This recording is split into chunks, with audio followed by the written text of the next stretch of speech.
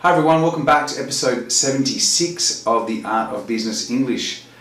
This week I've got an episode for you on expressing intention and purpose. So a little bit aligned with what we did last week, which was introducing supporting ideas.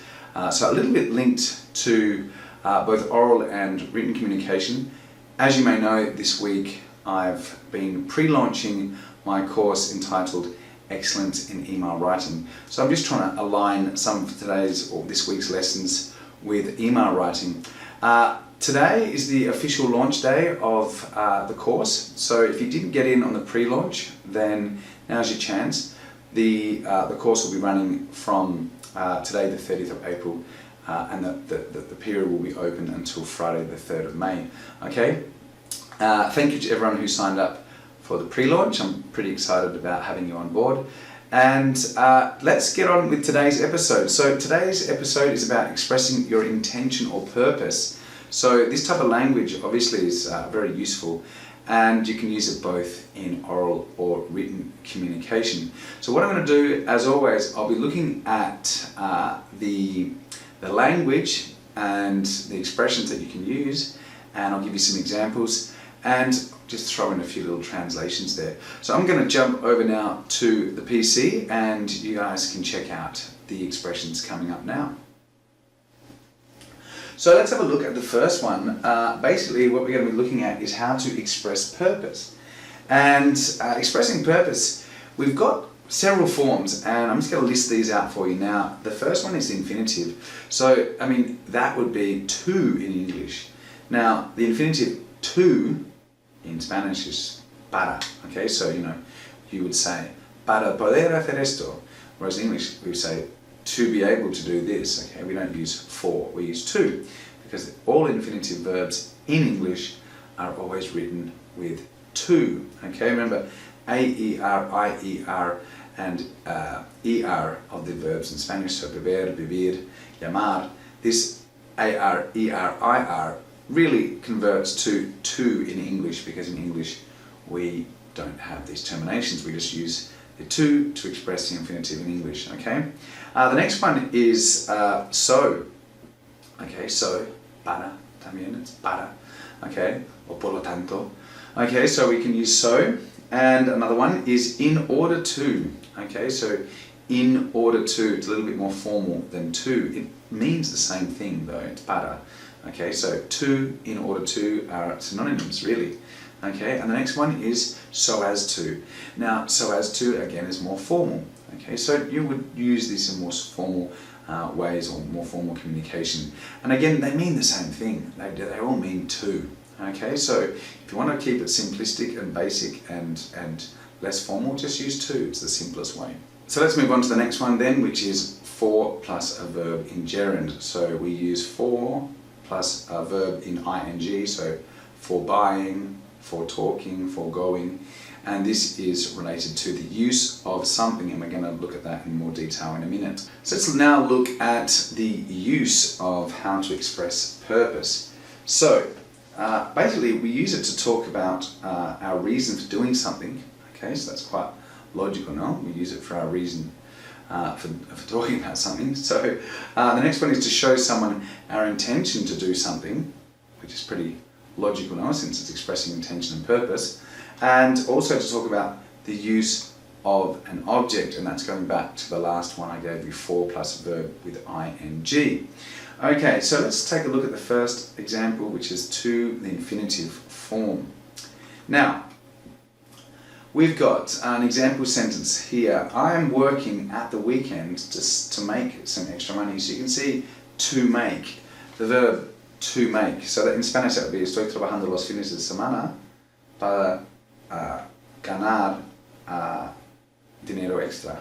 Okay, so this para ganar or to make is the infinitive. Obviously you don't see for, you just see to, because we use to the infinitive. John is working on a project to improve IT services in the company. So the infinitive here is to improve, para mejorar. Okay, so we're using the to infinitive to show the intention or the purpose of John's work, okay, which is to improve IT services in the company. Okay, so let's look now at so.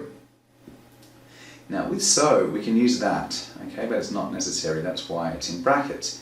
And we can also use so plus will, so plus would, so plus can, and so plus could.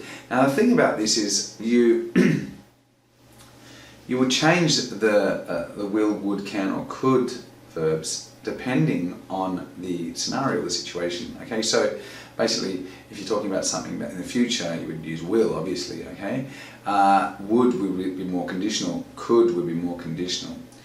You can also use the infinitive of can, which is to be able to. Okay, so don't forget about that one.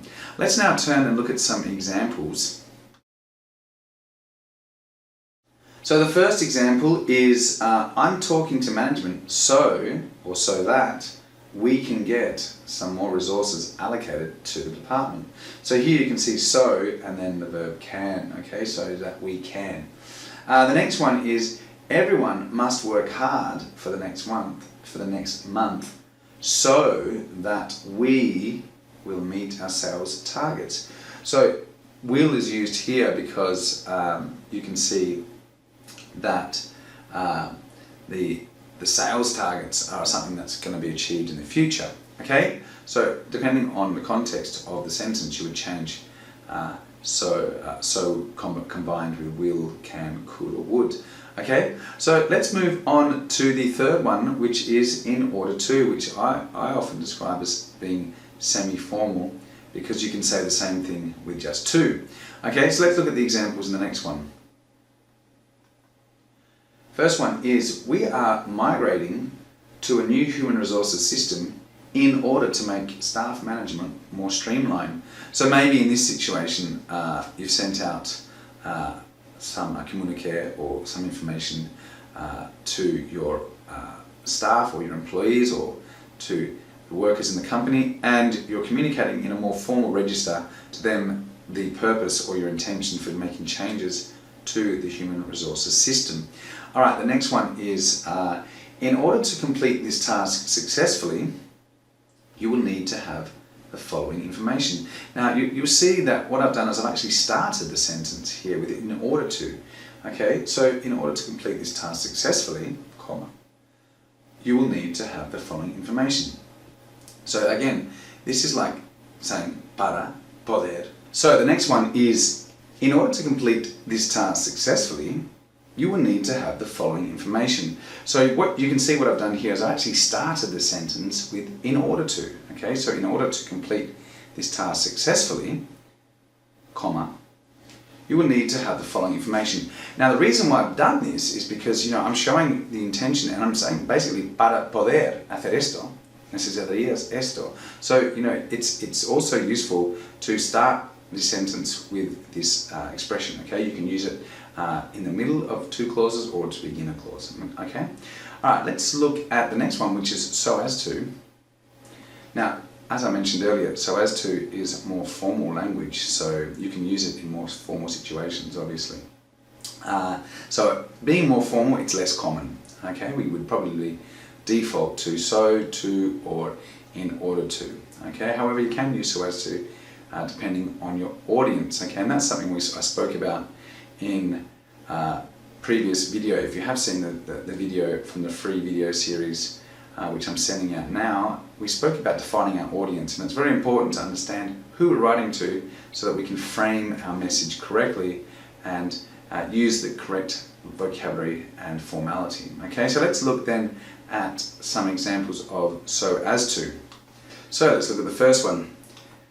We are reviewing your claim so as to resolve this matter urgently. So, this obviously is from a customer service representative. So you're dealing with a claim is a complaint. So in this situation, when directing your message or your email or your communication to a customer, you would want to use formal language because there's a problem, and if there's a problem, we should try and be formal and professional and resolve that problem as quickly as possible. Okay, so let's look then at the next one.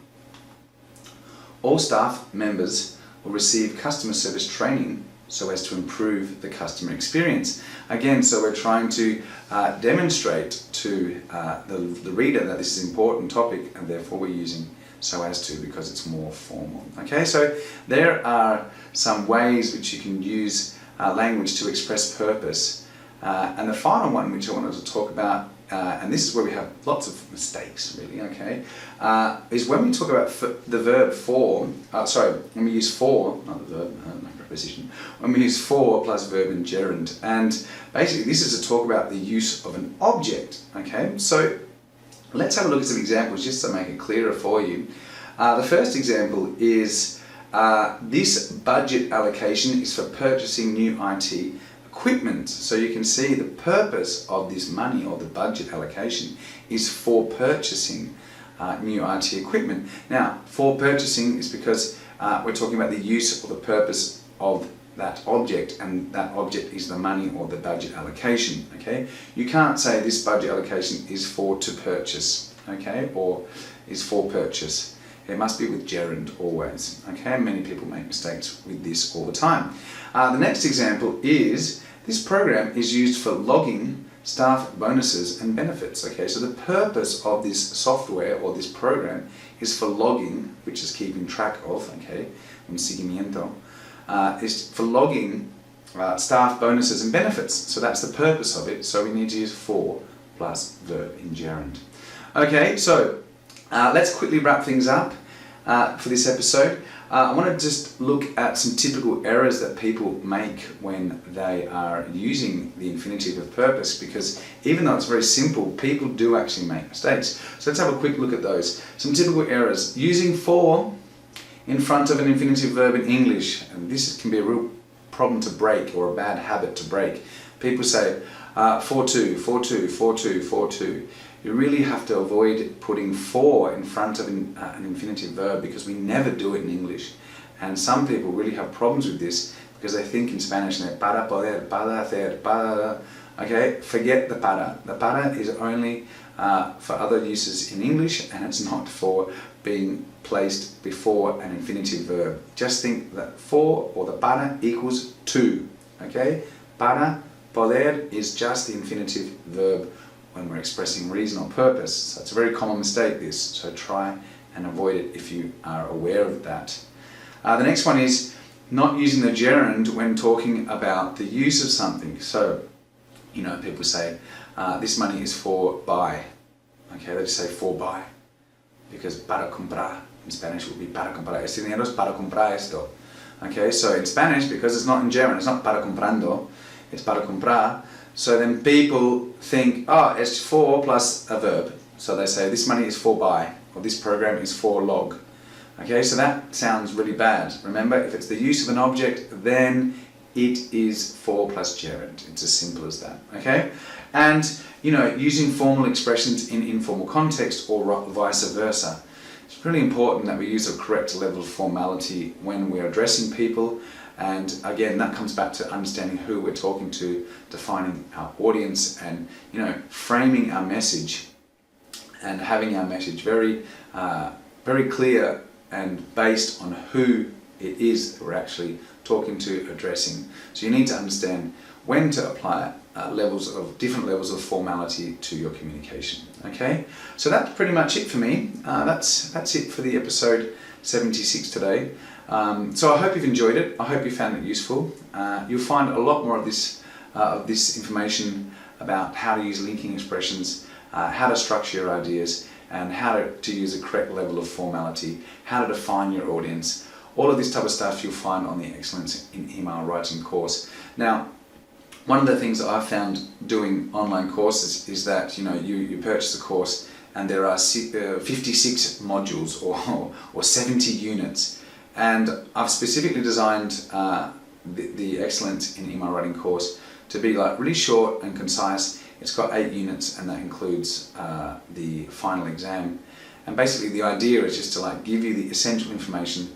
It's a course that you can consume quickly and really apply those techniques and the things that you learn on that course directly to your email writing at work, so that you get fast results. You don't have to spend 3 months studying emails, which would be very boring. So the course is really designed to give you the most relevant information, the key phrases and expressions, and the essential ideas, so that you can quickly just improve your email writing without having to go through a course on literature and writing. Okay, so if you're interested in taking a look at the course, then I encourage you to do so. As I mentioned last week, the web address to check out the sales page is at www.theartofbusinessenglish/ or /EEOC, so E España, or online y curso.